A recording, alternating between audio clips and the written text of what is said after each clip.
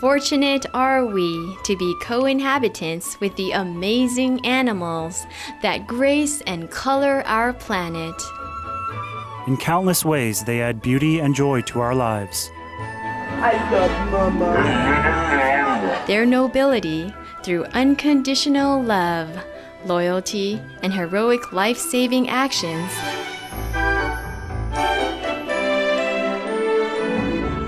is a constant source of wonder and inspiration. What would our world be like without our fun and intelligent animal friends? We simply could not imagine it. Thanks be to the Providence for all the cherished animals.